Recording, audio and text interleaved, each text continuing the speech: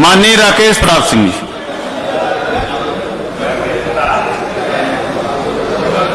धन्यवाद माननीय अधिवक्ता महोदय।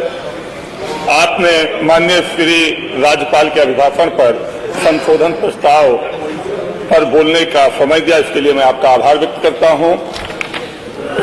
माननीय अधिवक्ता महोदय, महामहिम राज्यपाल जी सरकार द्वारा दिया गया असत्य पोथन्ना जब बांच रही थी तो हम लोग लोकतांत्रिक ढंग से उसका विरोध कर रहे थे, लेकिन हमारे सत्ता पक्ष के साथियों को लोकतंत्र की तरह भी कोई विरोध किया जाए ये हजम नहीं होता है। ये लोकतंत्र की भी हत्या करना चाहते हैं और लोकतांत्रिक व्यवस्थाओं को भी समाप्त करना चाहते हैं।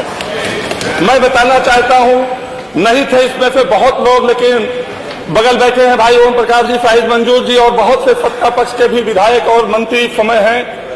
मैं 16वीं विधानसभा का याद दिलाना चाहता हूं और अधिष्ठाता महोदय उस समय आप भी यहीं बैठते थे विपक्ष में, जहां आज हम लोग बैठे हैं।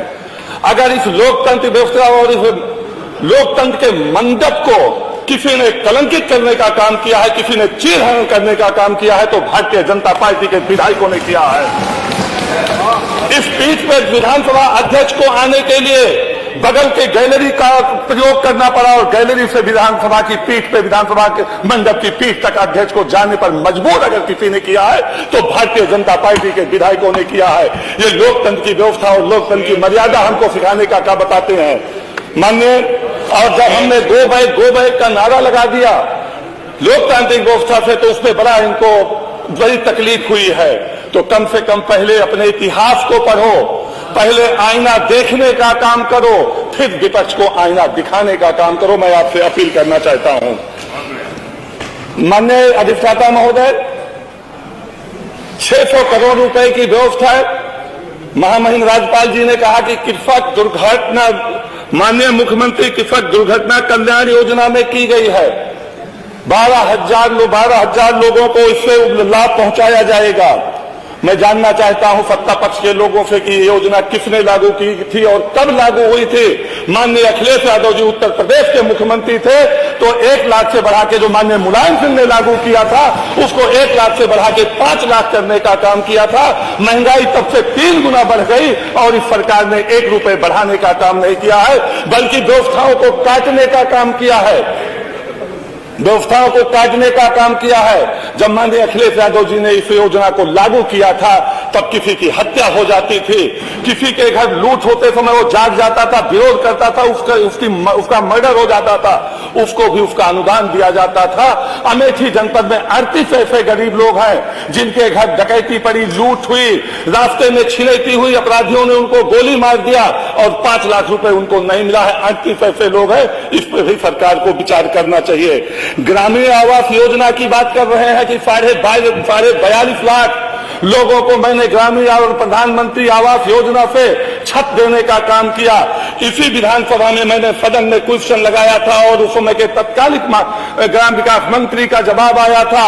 एक ग्राम पंचायत का मैंने पूछा था कि इसमें जांच करवा लिया जाए और कितने पात्र व्यक्ति छूट गए हैं, तो इसी सदन में ग्राम विकास मंत्री का जवाब आया था कि 81 लोग ऐसे पाए गए हैं जांच में जो आवास से वंचित रह गए हैं। माननीय प्रधानमंत्री जी और माननीय मुख्यमंत्री जी ने सदन से लेकर मंच तक ये घोषणा किया था कि 22 तक हम सबको छत दे देंगे और उत्तर प्रदेश की सरकार ने आज तक जो प्लान प्लस पे आवास योजना में फीडिंग बंद हो गई है और किसी त्रुटि से उनका नाम छूट गया है या किसी के गलती से उनका नाम छूट गया है, उस साइट को नहीं खुलवा पाए हैं भारत सरकार से।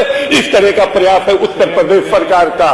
हजारों हजार नहीं लाखों लाख गरीब ऐसे हैं जो आवास से वंचित हो गए हैं और 2500 गांव की जांच कराई गई है और 2500 गांव में सैकड़ों की संख्या में पात्र व्यक्ति पाए गए हैं।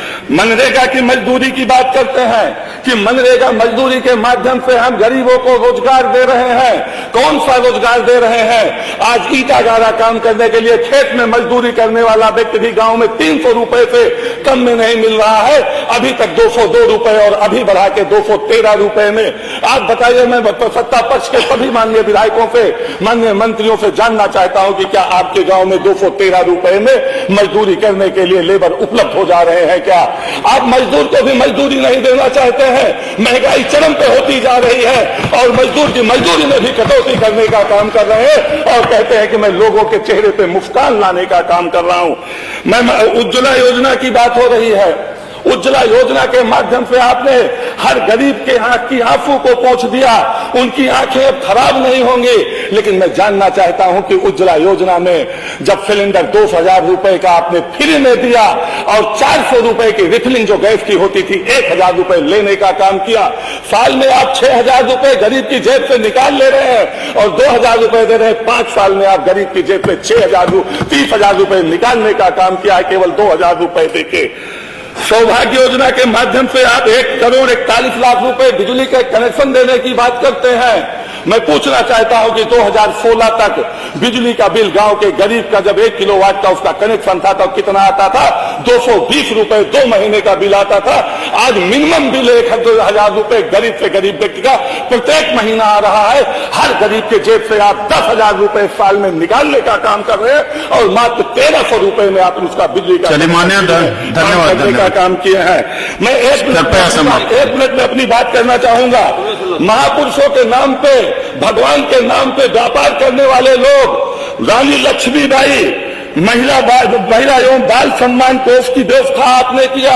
आपने हर बजट में संख्या बताई कि मैंने इसमें इतने लोगों को दे दिया, इतने लोगों को दे दिया। मैं पूछना चाहता हूं उत्तर प्रदेश रानी लक्ष्मीबाई महिला एवं बाल सम्मान कोष में आपने कितने लोगों को अनुदान देने का 1 लाख से 10,000 रुपए किया है? इसका उल्लेख आपने महामहिम राज्यपाल के भाषण में क्यों नहीं किया? इसका मतलब केवल महापुरुषों के नाम का व्यापार करना चाहते हैं, भगवान के नाम का व्यापार करना चाहते हैं। हम उनका सम्मान करने का काम करते हैं, हम उनकी पूजा करने का काम माननीय सदस्य योगेश शुक्ला जी हैं। आपने हमको महामहिम राज्यपाल के माननीय सदस्य योगेश शुक्ला जी बोलने का समय दिया, इसके लिए आपका बहुत बहुत आभार, बहुत बहुत धन्यवाद। माननीय अधिष्ठाता महोदय, आपने मुझ नए सदस्य को राज्यपाल के अभिभाषण के अवसर पर धन्यवाद प्रस्ताव के में बोलने का अवसर दिया।